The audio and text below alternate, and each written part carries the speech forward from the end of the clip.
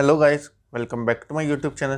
तो दोस्तों, आज के दिन की बात करें तो आज के दिन हमें टाटा मोटर्स में 8.5% की काफ़ी अच्छी गिरावट देखने मिली है। तो दोस्तों, सबसे पहले न्यूज़ कवर करेंगे, देन उसके बाद देखेंगे कंपनी के फंडामेंटल। तो चलिए वीडियो को स्टार्ट करते हैं। दोस्तों, सबसे पहले न्यूज़ की बात करें तो टाटा मोटर्स शेयर प्राइस है 10% lower circuit as company flag concern over chip shortage. तो भाई आज के दिन टाटा मोटर्स का शेयर प्राइस हमें 10% का अच्छी गिरावट देखने मिली। उसके बाद धीरे धीरे शेयर में अप आया था, लेकिन ओवरऑल हमें 8.5% की अच्छी गिरावट देखने मिली। दोस्तों, सबसे पहले न्यूज़ की बात करें तो shortage of semi conductor may seek Jaguar land rover report. तो दोस्तों, जैसे जैसे world wide shortage of semi conductor चल रहा है, या जो कार्स में जो सेमी कंडक्टर डिवाइसेस लगते हैं उनकी जो हमें शॉर्टेज देखने को मिल रही है, उसी की वजह से जैगुआर लैंड रोवर की जो प्रोडक्शन है उसमें भी हमें गिरावट देखने मिली है। और दोस्तों, इस शॉर्टेज की बात करें तो ये 50% तक हमें सेमीकंडक्टर डिवाइसेस में शॉर्टेज देखने को मिल रही है। तो इसी के साथ साथ हमें JLR की तरफ से एक और अनाउंसमेंट भी आते हुए देखने मिली है। Looking ahead the chip shortage is presently very dynamic and difficult to forecast. जो अभी चिप शॉर्टेज जो चल रही है वो अभी बहुत डायनामिक है एंड बताना मुश्किल है कि कब तक चलने वाली है।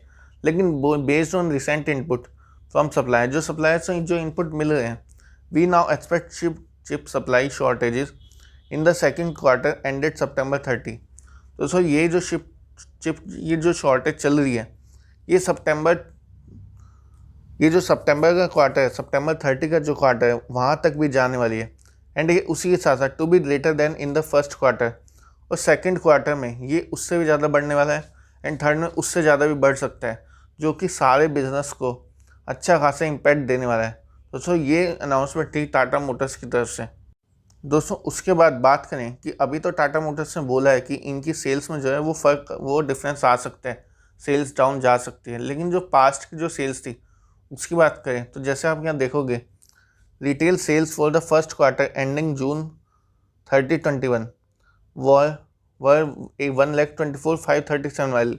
तो हमें अच्छी सेल्स देखने मिली 1,24,000 के करीब व्हीकल्स की, जो कि 68% अप थी लास्ट ईयर के क्वार्टर से। दोस्तों, जो लास्ट ईयर का जो फर्स्ट क्वार्टर था उस समय हमें 74,000 की व्हीकल्स की सेल दिखी थी, जो लेकिन अभी 124, जो कि एक अच्छी बात है। कंपनी ने लास्ट ईयर से काफ़ी अच्छे अपनी व्हीकल्स की सेल बढ़ाई है। दोस्तों, ये व्हीकल की जो सेल है वो JLR की व्हीकल की सेल्स है। दोस्तों, ये तो थी कंपनी की न्यूज़। तो आइए अब कंपनी के फंडामेंटल भी देख लेते हैं। तो सबसे पहले फंडामेंटल में चार्ट की बात करें तो आप देखोगे जब से कंपनी लिस्ट हुई है, हमेशा जैसे मैं आपको कहता हूँ कि ऑटो हो गया, मेटल हो गया, इवन फार्मा भी हो गया, हम इन सब में हमेशा वॉलेटिलिटी रहेगी। ये स्टॉक ऐसे ऐसे चलते रहेंगे एंड यही चीज़ हमें टाटा मोटर्स में भी देखने को मिली है। दोस्तों, कंपनी लास्ट टाइम से अच्छा खासा डाउन आ चुकी है, उसके बाद से एक अच्छा रिकवर करने की कोशिश। तो जिन लोगों ने यहाँ पर लिया है वो आज भी फंसे हुए हैं। तो आप देख सकते हो, अगर आप इतनी वॉलेटिलिटी झेल सकते हो स्टॉक में तभी एंटर करना, वरना एंटर करके कोई फ़ायदा नहीं है। देन उसके बाद आप इनके 5 ईयर के रिटर्न्स भी देखोगे, उसमें भी हमें मतलब कोई ख़ास रिटर्न नहीं, इवन -32%। तो 5 साल में भी कंपनी ने कोई पैसा नहीं बना के दिया। उसके बाद लेकिन आप इनके 1 ईयर के रिटर्न देखोगे तो वो हमें अच्छे खासे 190% के एक शानदार रिटर्न देखने मिलते हैं, जो कि अच्छी बात है। यानी कि कंपनी लास्ट ईयर से अच्छा परफॉर्म कर रही है, जैसे हम इनके लॉन्ग टर्म के चार्ट में भी देखने को मिला था। और दोस्तों, मार्केट कैप की बात करें, अब इनके फंडामेंटल भी देख लेते हैं। मार्केट कैप में सबसे पहले बात करें तो हमें 1 लाख करोड़ की अच्छी मार्केट कैप देखने मिलती है। उसके बाद डिविडेंड यील्ड वो हमें 0 देखने के लिए मिलता है, यानी कि कंपनी डिविडेंड देती ही नहीं। एंड आपने रेयर ही सुना होगा कि टाटा मोटर्स ने डिविडेंड भी दिया है। उसके बाद इनका PE भी अभी तक हमें अवेलेबल नहीं है हमारे पास। देन उसके बाद आज की डिलीवरीज़ की बात करें तो 16% के हमें ठीक ही डिलीवरीज देखने मिली, ना ज़्यादा ना कम। एंड जैसे कि आज प्रेशर भी बना हुआ था शेयर पर अच्छा खासा। उसी के साथ साथ आप इनका बिजनेस पे आ जाते हैं तो भाई सेल्स की बात करोगे तो सेल्स में भी मतलब मुझे कुछ ऐसी ईयर टू ईयर शानदार कंपनी नहीं देखने मिली। 261 सेल्स 249, तो वही सेल्स में हमें गिरावट देखने मिली है। उसके बाद आप इनका प्रॉफिट भी देखोगे तो प्रॉफिट में भी हमें लॉस में ही कंपनी जाते हुए देखने को मिली है। -10 आप देख सकते हो, -10,000 करोड़ से लेके -13,000। तो भाई कंपनी ने कुछ प्रॉफिट भी नहीं बनाया है ईयर टू। उसके बाद आप इनके रिजर्व्स एंड सरप्लस देखोगे तो रिजर्व्स एंड सरप्लस भी मुझे मतलब कुछ ऐसे शानदार नहीं, ईयर टू ईयर मुझे एक्सपेक्ट होता है कि कंपनी अपने रिजर्व्स एंड सरप्लस बढ़ाएगी, तो यहाँ पे मुझे कुछ कंपनी ऐसी शानदार नहीं देखने को मिली। उसके बाद आप इनका ईपीएस देखोगे तो ईपीएस आज भी माइनस में। देन उसके साथ साथ इनके बाकी फाइनेंशियल रेशो की भी बात करें तो रिटर्न ऑन इक्विटी वो भी माइनस में हमें देखने मिला, जो कि बिल्कुल भी अच्छी बात नहीं है। उसके साथ साथ रिटर्न ऑन एसेट्स वो भी कंपनी लॉस में ही है, -3.92, यानी कि कंपनी अपने एसेट्स पे भी रिटर्न नहीं बना रही है, उल्टा लॉस खा रही है उसके ऊपर भी। उसके बाद आप इनका करंट रेशो देखोगे तो वो भी हमें 1 से कम, एक मतलब अच्छा फाइनेंशियल तो नहीं है कंपनी का, मुझे किसी भी उसमें अच्छा फाइनेंशियल देखने को नहीं मिला। उसी के साथ साथ डेप्ट टू इक्विटी वो भी कंपनी का बड़ा है, यानी कि 1.58 से 2.08, तो ये कंपनी के फाइनेंशियल्स में बिल्कुल भी दम नहीं है। अगर सीधी बात बोलो फंडामेंटल मुझे बिल्कुल भी अच्छे नहीं लगे कंपनी के। उसके बाद आप प्रोमोटर्स होल्डिंग की बात करोगे तो 46% की प्रोमोटर्स होल्डिंग ठीक है, मतलब 50% होनी चाहिए थी, लेकिन 46% मतलब ठीक प्रोमोटर होल्डिंग देखने मिली। उसके बाद FII का स्टेक तो वो भी हमें 13.78%, मतलब ठीक मतलब स्टेबल स्टेक हमें देखने मिलता है। DII का भी 12.07। उसके बाद सबसे अच्छा जो इनका स्टेक है वो है जनता के पास, यानी कि 27% का एक अच्छा स्टेक जनता लेके बैठी है। तो यहाँ पे दोस्तों मुझे शेयर होल्डिंग पैटर्न में कुछ ऐसा अट्रैक्टिव नहीं देखने को मिला, मतलब मुझे कुछ खास पसंद नहीं आया, ना कंपनी के फंडामेंटल ना उसका इनका शेयर होल्डिंग पैटर्न। लेकिन जो इनमें एक जो अच्छी बात मुझे देखने मिली वो देखने मिली इनके प्लेस शेयर।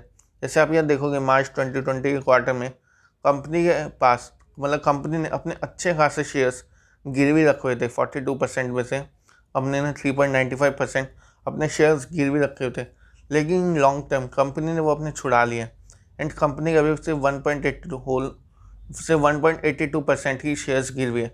ऑल्दो होने तो ये भी नहीं चाहिए थे, लेकिन ठीक है कंपनी ने ईयर टू ईयर ये चीज़ अपनी बेटर करी। सिर्फ एक यही चीज़ है जो कंपनी ने अच्छी बेटर करी है, यानी कि अपने गिरवी शेयर कंपनी ने वापस लिया है। एंड दोस्तों उसी के साथ साथ कंपनी की एक और स्टेटमेंट भी हमें थोड़े टाइम पहले आते हुए देखने को मिली थी कि JLR जो है वो अपने आप को डेप्ट फ्री करने वाला है, यानी कि टाटा मोटर्स की जो सब्सिडरी कंपनी है जैगवार एंड लैंड रोवर, उनके मैनेजमेंट ने अनाउंसमेंट दी थी कि वो 2024 तक अपने आप को डेप्ट फ्री कर लेंगे। तो ये एक अच्छी बात है। कंपनी ने अपने शेयर्स प्लेज जो उनके प्लेज शेयर थे उन्हें भी छुड़वाया। उसके बाद कंपनी ने अपने आप को डेप्ट फ्री करने की भी अनाउंसमेंट करी है। ऑल्दो होगा या नहीं ये उस टाइम में पता चलेगा, लेकिन फिलहाल कंपनी उस चीज़ में हमें बढ़ते हुए देखने को मिल रही है। तो दोस्तों अब बात करें कि क्या आप टाटा मोटर्स में इन्वेस्ट कर सकते हैं या नहीं, तो दोस्तों मैं यही कहना चाहूँगा कि मैंने पर्सनली टाटा मोटर्स में इन्वेस्ट किया हुआ है, लेकिन मैं पर्सनली जैसे ऑटो के स्टॉक जितने भी होते हैं मैं ऑटो में बहुत कम इन्वेस्ट करता हूँ। अगर इन्वेस्ट करता भी हूँ तो मैं इस सेक्टर में अपने पोर्टफोलियो का 10% से ज़्यादा बिल्कुल भी इन्वेस्ट नहीं करता, बिकॉज ऑफ वॉलेटिलिटी।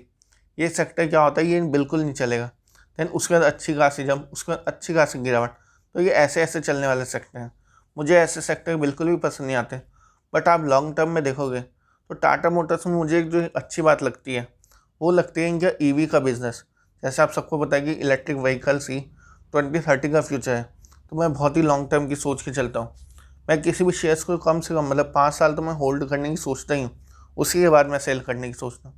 लेकिन फ़िलहाल मुझे टाटा मोटर्स में एक अच्छी बाइंग अपॉर्चुनिटी तो बनते हुए देखने को मिलेगा, लेकिन अगर आप वॉलेटिलिटी झेल सकते हो, जैसे आज आपने भी देखा हो 10% ही अच्छी खासी गिरावट, ऐसा बहुत कम ही शेयर्स में होता है, लेकिन ऑटो के शेयर्स में जैसे प्रेशर काफ़ी जल्दी आता है, तो इस वजह से हमें अच्छी खासी वॉलेटिलिटी देखने को मिलती है। तो मैं आपसे यही कहना चाहूँगा कि अगर आप वॉलेटिलिटी झेल सकते हो तभी स्टॉक में एंटर करना, वरना चाहे तो आप अवॉइड भी कर सकते हो। आपको मार्केट में इससे अच्छे स्टॉक में मिल जाएंगे जो अच्छे स्टेबल चलते हैं। मुझे ऐसे स्टॉक पसंद भी आते हैं, but as a long term मैं आपको यही कहना चाहूँगा कि टाटा मोटर्स में अपने पोर्टफोलियो का 2 से या 3% से ज़्यादा, मैक्सिमम 3.5, इससे ज़्यादा अपने पोर्टफोलियो का इन्वेस्ट मत करिए, क्योंकि कंपनी का फंडामेंटल अच्छे नहीं है। लेकिन एज ए फ्यूचर मुझे टाटा मोटर्स में एक अच्छा सुधार होते हुए देखने को मिल रहा है। तो इसी वजह से मैंने इस कंपनी में इन्वेस्ट किया था, क्योंकि इनका जो कार्स का बिज़नेस है, जो प्राइवेट कार्स है, वो काफ़ी अच्छी चली है। उसके साथ साथ EV में भी कंपनी अच्छा परफॉर्म करी है।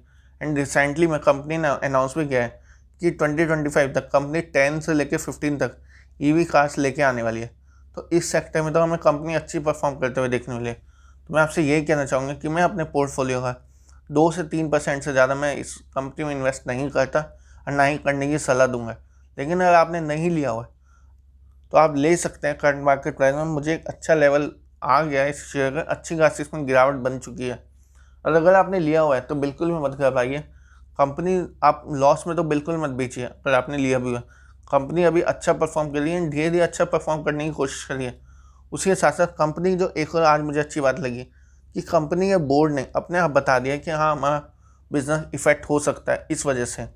तो मुझे इस वजह से कंपनी की जो एक अच्छी बात होती है ना मैनेजमेंट की, कि वो अपने जो उनके प्रमोटर्स हैं या उनका जो बिज़नेस है वो अपने बिज़नेस में ट्रांसपेरेंसी रख रही है, जो कि एक अच्छी बात है।